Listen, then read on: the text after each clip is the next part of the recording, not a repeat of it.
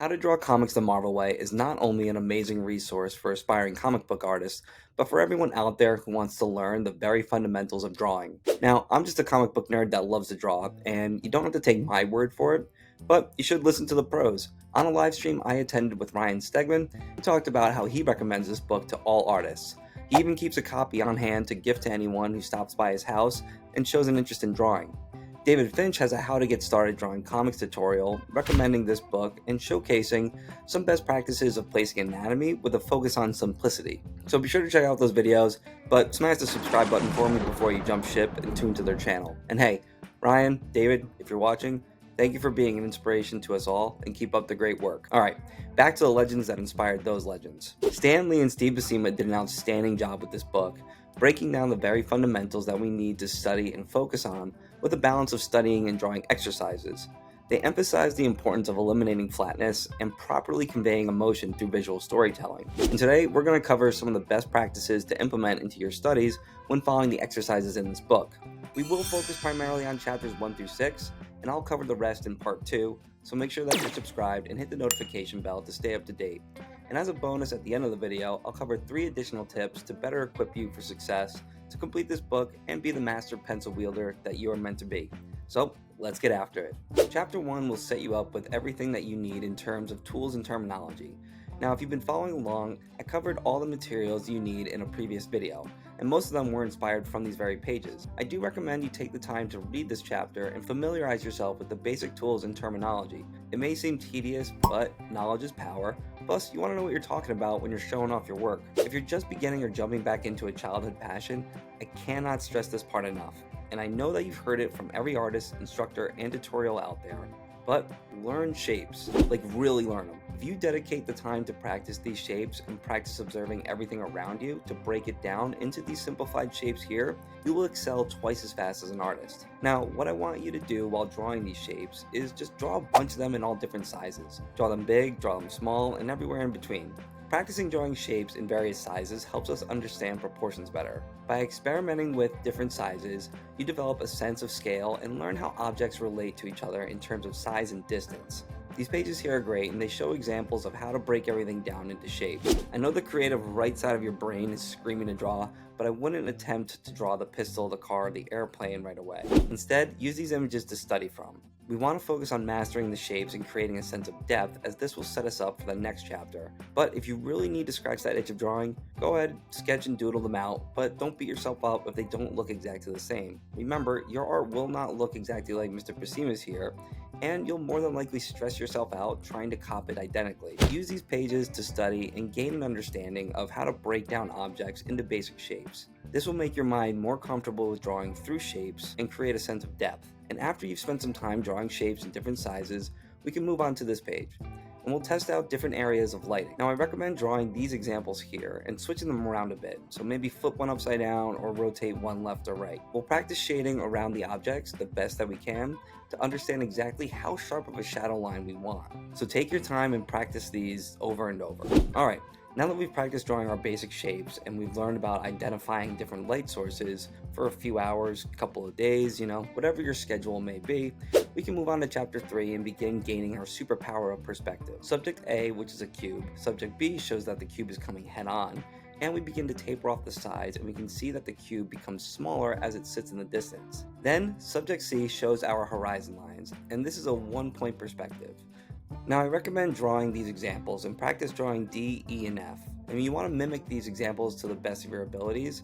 And if you're running into a problem where it seems like your vanishing point is way too far off your canvas, take a look at the angles of the sides and take note on how sharp or flat they might be.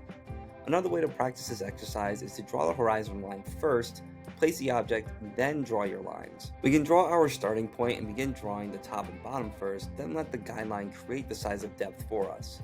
Or you may want to try drawing the object first and build your grid around the main point of view.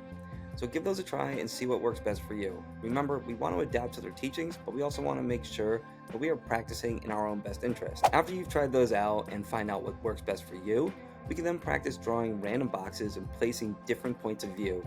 Using a ruler is helpful for when we begin to properly draw our grids, but if you're just starting out, those fine lines can get a little frustrating, and we're drawing, so we're supposed to be having fun. So let's just let go of perfection for the time being, and we'll get there soon enough. I recommend studying these pages, and if you're feeling up for the challenge, try copying the basic shapes, but don't be too hard on yourself. There is a lot of detail here, and more than it may seem. So just take it slow and keep the focus on the perspective and the grid lines. Because with proper placement of grid lines, this will make the scenario drawing 10 times easier. Alright, now here's where we learn a little bit more detail about grids. This can get a little complicated and might seem a bit daunting. However, you're right at the cusp of understanding everything you need to know to draw characters, buildings, cars, and everything else that you can think of. So practice drawing these out a few times to understand the best practices when using grids. And when you're drawing your grids, it's helpful to draw them in a lighter or different color of what you'll be drawing your construction lines in.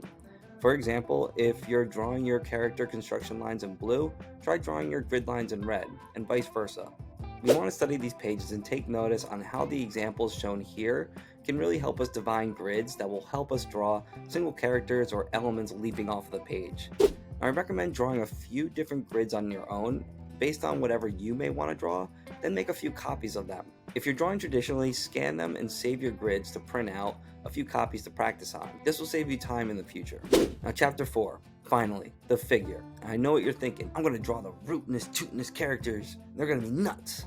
But let's pay attention to the title. Let's study the figure. We're almost there. We're just not done with grids yet.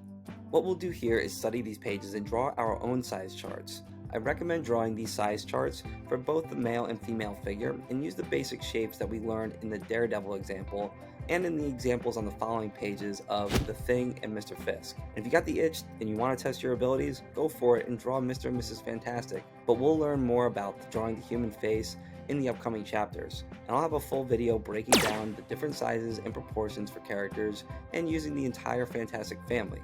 Try drawing these a few times to find a set that you really enjoy and so that it becomes more natural to you. You may want to write yourself some notes here as well as friendly reminders of proportions and similarities. Doing this repetition will help us break down the anatomy and understand the foreshortening in what we have coming in the upcoming chapters. Chapter 5, as stated by the legends, this part is dynamite. And they're not lying, this is really the fun part. One of the raddest things about Marvel Comics, and comic books altogether, is the dynamic posing of characters. So we want to focus on dynamic poses and remember what we learned in the first chapter about flatness. These pages provide fantastic poses to create movement and energy in our characters to eliminate that stiffness and flatness that we dread. We want to practice drawing these poses a few times so we become more comfortable placing our line of action, the head, joints, and ligaments. Then, using some of the drawing reference imagery websites I covered in a previous video, we can test our skills and knowledge with some timed practices. If you're just starting out, I don't recommend going for 30 seconds right away, but test out a couple different times that allow you to draw at a comfortable pace. After we're done experimenting with lines of action and exaggerated movements, we can then practice placing shapes and slowly start building anatomy. Now, I know what you might be asking yourself, we haven't covered anatomy, what are you talking about? But don't stress it. Using these examples and the grids in the previous chapter, this will help you understand the placement and the important lines to draw in order to form out the muscles. Action. This chapter is great, and this is where we get to start implementing more of our imagination and drawing some really cool action shots. This example is fantastic to show the difference in dynamics, because yes, you'll probably be drawing a lot of your favorite superheroes in some sort of action pose, but we also want to train ourselves on drawing everyday life. The following poses are great examples of focusing on the center line or the line of action to give us the general idea of the spine and how we'll twist and turn our shapes and anatomy. The sketch examples Mr. Buscema provides are fantastic, and again, I recommend copying these just as we did in the previous chapter. And test your skills following along with drawing Mr. Luke Cage and Spider-Man on the following pages. Now, using these examples they provide on 74 and 75, we want to try and copy them the best that we can. But again, remember your lines and your drawings won't look exactly like these. Now, before we get too far ahead of ourselves, I want you to take some time to study these chapters, study these lessons, and practice, practice, practice. And I guarantee that you will be set up for success in the following chapters to come, which I'll cover in my next video. But before I let you go, here are some suggestions to level up your learnings. Set a schedule. Maybe break it up into days or even weeks. Maybe one day you'll focus solely on shapes and the next day focus on shading and so on. Or implement it into your daily warm-up.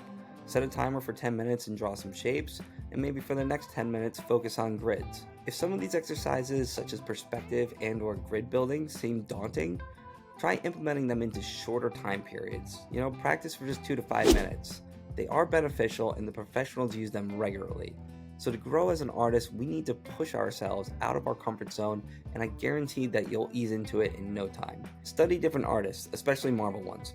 Grab some comic books and try to see how many of these shapes that you can identify on the very pages of the pros.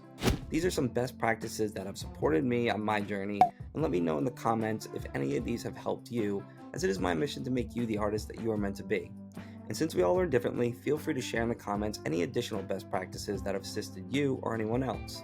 We have chapters 7 through 12 coming up next, so make sure that you're subscribed and hit the notification bell to stay up to date. I provided a link below to grab a copy for yourself, but don't forget to support your local bookstore.